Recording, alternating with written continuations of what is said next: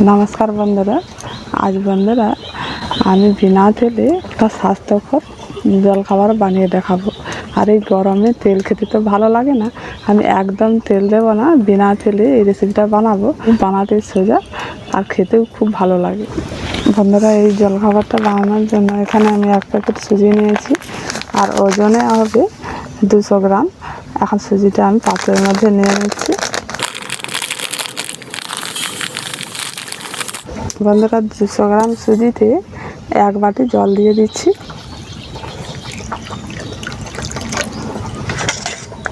এখন জলের সঙ্গে ভালো করে সুজিটা মিশিয়ে নিয়েছি।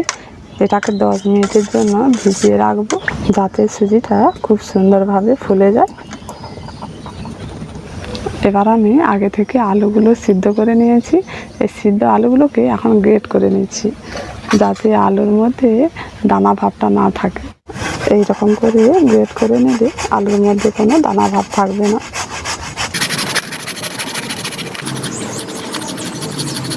এখন আলুটাকে গ্রেট করে নিয়েছি। এবার পুরটা তৈরি করে নেব। পুরটা বানানোর জন্য সামান্য একটু সরষের তেল দিয়ে দিচ্ছি। খুব বেশি লাগবে না, অল্প করে দিলেই হয়। আর অল্প করে কালো জিরে দিয়ে দিচ্ছি। 1 চামচের মতো আদা কুচি, হাফ চামচ কাঁচা লঙ্কা কুচি। একটু নাড়াচাড়া করে আদাটাকে ভেজে নিই।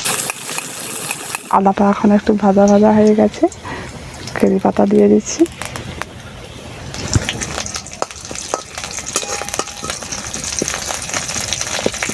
এবার এর মধ্যে আলু সিদ্ধটা দিয়ে দিচ্ছি।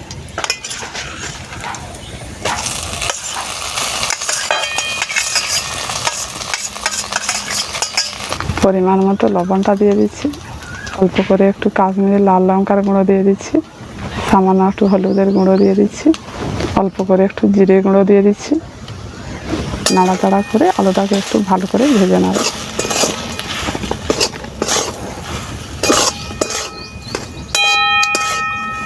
নাড়াচাড়া করে আলুটাকে একটু ভালো করে ভেজে নিয়েছি। এবার নামিয়ে নিচ্ছি। আলুটাকে একটু মেলে দিচ্ছি, ঠান্ডা হবে। এখন দেখুন সুজিটা কত সুন্দর ফুলে গেছে। যতটা জল দিয়েছিলাম পুরো জলটা কিন্তু একেবারে শুষে গেছে। এটা দিয়ে একটু ভালো করে ফেটে নিচ্ছি।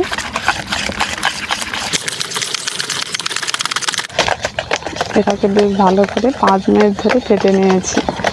5 মিনিট ফাটার পর এখন অনেকটা কিন্তু একটু পাতলা হয়ে গেছে। এর মধ্যে অল্প করে বেকিং পাউডার দিয়ে দিচ্ছি। ভালো করে একসঙ্গে মিশিয়ে নিচ্ছি। এই জল খাবারটা বানানোর জন্য এখানে ছোটো ছোটো 2টো তেলের বাটি নিয়েছি। সামান্য পরিমাণে একটু সাদা তেল দিয়ে দিচ্ছি। এটা ভালো করে একটু মাখিয়ে নিচ্ছি। এবার এই বাটিতে অল্প অল্প করে এই ব্যাটারটা দিয়ে দিচ্ছি। ছোটো চামচের 2 চামচ করে কিন্তু প্রথমে ব্যাটারটা দিয়ে দিতে হবে। আলুর পুরটাকে অল্প করে নিয়ে একটু চ্যাপটা করে নিচ্ছি।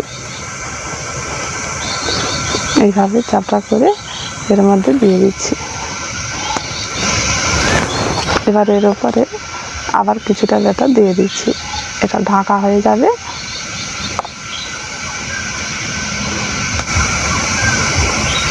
আগে থেকে আমি হাঁড়িতে করে জলটা বসিয়ে দিয়েছি। এখন বেশ গরম হয়ে গেছে। এবার ফুটো করা পাত্রটা একটা বসিয়ে দিচ্ছি। এবার একটু একটু করে এই বাটিগুলো এইভাবে করে বসিয়ে দিচ্ছি। এই জলখাবারটা আমি ভাপে বানাবো, তাই এইভাবে করে জলখাবারটা তৈরি করে নেব। এবার ঢাকাটা দিয়ে দিচ্ছি। ঢাকা দিয়ে 5 মিনিটের মতো রেখে দিতে হবে। আবার 2টো বাটি নিয়েছি। এই বাটিতেও অল্প করে একটু তেল মাখিয়ে নিয়েছি। একই রকমভাবে এটাকেও সাজিয়ে নিচ্ছি। এবার এর উপরে আলুর পুরটা একটু চ্যাপটা করে দিয়ে দিচ্ছি। আবার আমি সুজির ব্যাটার দিয়ে চাপা দিয়ে দিচ্ছি। কোনো ঝামেলা নেই। এভাবে করে জলখাবারটা বানালে খেতেও খুব সুন্দর লাগে। আর 5 মিনিটের মতো হয়ে গেছে। ঢাকাটা খুলে নিচ্ছি। দেখুন খুব সুন্দর ফুলেও গেছে আর এটা পুরোপুরি সিদ্ধ হয়ে গেছে। এবার একটু একটু করে বাটিগুলো নামিয়ে নিচ্ছি। আবার দুটো বাটি বসিয়ে দিচ্ছি। এই দুটো বাটি এখন হালকা একটু ঠান্ডা হয়ে গেছে। এবার আমি এটা তুলে নিচ্ছি। প্রথমে একটু ছাড়িয়ে নিচ্ছি।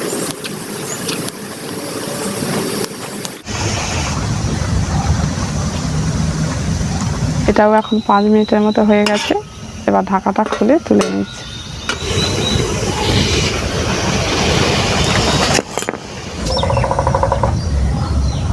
এখন জলখাবারগুলো তৈরি হয়ে গেছে। আর কত সুন্দর হয়েছে দেখুন, আর কত নরম হয়েছে। ভেতরটা দেখুন কত সুন্দর দেখাচ্ছে, কত সুন্দর জালিদার হয়েছে আর কত নরম। আর ভেতরটা খুব সুন্দর ফুলে গেছে। প্রত্যেকটা খুব সুন্দরভাবে সুজিটা সিদ্ধ হয়ে গেছে আর কি সুন্দর জালিদার হয়েছে, দেখলেই খেতে ইচ্ছে করবে। এই গরমে এই জলখাবারটা বানিয়ে দেখবেন, আর কেমন লেগেছে রেসিপিটা অবশ্যই কমেন্ট করে জানাবেন। আজকের মতো এখানে